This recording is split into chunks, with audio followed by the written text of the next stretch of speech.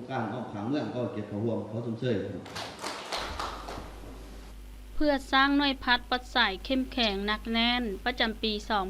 2022ในตอนเช้าของวันที่ 25 ตุลา 2022ผ่านมานี้ทางคณะรับผิดชอบติดตามกวดกาและสุกยูการก่อสร้างหน่วยพักปลอดใส่เข้มแข็งหนักแน่นขั้นแข็งใส่สมบูรณ์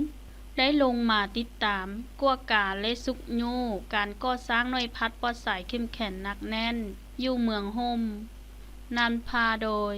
สหายนันเพชรสมัยโพสัญญวงศ์คณะประจันพักแขวงประธานคณะกวดกาพลักแขวงพร้อมด้วยคณะ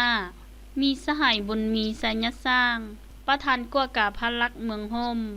มีบรรดาคณะประจันพักเมืองกรรมการพักเมืองเลขาห้องเลขาหน่วยพักองค์การกลุ่มกองของเมืองเข้าร่วมในกองประชุมได้รับฟังการรายงานการจะตั้งปฏิบัติเวียงงานก่อสร้างหน่วยพัดปลอดสายเข้มแข็งหนักแน่นประจัน9 เดือนและทิศทางแผนการ3 เดือนท้ายปี 2022จากสหายบุญมีสัญญสร้างประธานกวดกาพลักเมืองโดยย่อซึ่งประกอบมีคณะบริหารงานพักเมือง20 สหายยิง1 สหายในนี้กรรมการประจัน7 สหายกรรมการพัก13 สหายยิง1 สหายทั่วเมืองมี2 คณะพัก5 ฐานมี8 หน่วยพักที่ขึ้นกับและมี39 หน่วยพักเอกราชในนี้หน่วยพักสำนักงานองค์การมี19 หน่วยพักหน่วยพักโรงเรียนมี8 หน่วยพักและหน่วยพัก5 ฐานบ้านมี9 หน่วยพัก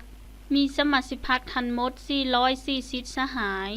ยิง62 สหายในปี 2021มีหน่วยพักปลอดสายเข้มแข็งหนักแน่นทั้งหมด13 หน่วยพักการจะตั้งปฏิบัติเวียงงานก่อสร้างหน่วยพัดปลอดสายเข้มแข็งหนักแน่นประจำปี 2022นี้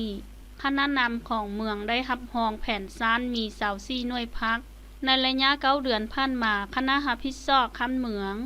ได้แจ้งการแนะนำให้บรรดาหน่วยพักเอาใจใส่จัดตั้งเคลื่อนไหวติดตามแผนการก่อสร้างหน่วยพัดและรายงานส่งให้อนุกรรมการกองเลขาคันเมือง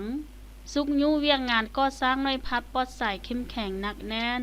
ได้17 หน่วยพักเทียบใส่แผนการปีปฏิบัติได้ 70% จากนั้นในกองประชุมบรรดาสหายเลขาหน่วยพักและคณะอนุกรรมการก่อสร้างหน่วยพัดปลอดสายเข้มแข็งหนักแน่นคันเมืองได้ขึ้นประกอบคำคิดคำเห็นและเปลี่ยนวิธีการจะตั้งปฏิบัติการก่อสร้างหน่วยพัดปลอดสายเข้มแข็งหนักแน่นทางข้อสะดวกและข้อยุ่งยากย่างกงไปกงมาด้วยความรับผิดชอบสูงเพื่อเป็นจุกสุ่มในการจะตั้งปฏิบัติแก้ไขจุดอ่อนและข้อของข้างในตอนท้ายสหายนันเพชรสมัยโพสัญญวงศ์ได้มีคำเห็นชี้นำซึ่งสหายได้ยกให้เห็นถึงความสำคัญของเวียกงานก่อสร้างหน่วยพักปลอดสายเข้มแข็งหนักแน่นและได้เรียกร้องให้บรรดาสหายคณะรับผิดชอบติดตามกวดกาและสุกยูการก่อสร้างหน่วยพัดปลอดสายเข้มแข็งหนักแน่นคันเมืองสมใส่สุกยูการประเมินสรุปตีราคาการจะตั้งปฏิบัติให้ลึกซึ้งสุกยูให้บรรดาสหายสมาชิกพรรคเขียนบทสำรวจตนเองให้สำเร็จก่อนการประเมินร่วมชีวิตการเมืองก่อนเข้าสู่กองประชุมประเมินให้กำหนดเวลาในการเคลื่อนไหวบ่ให้เจาะท้ายปีหลาย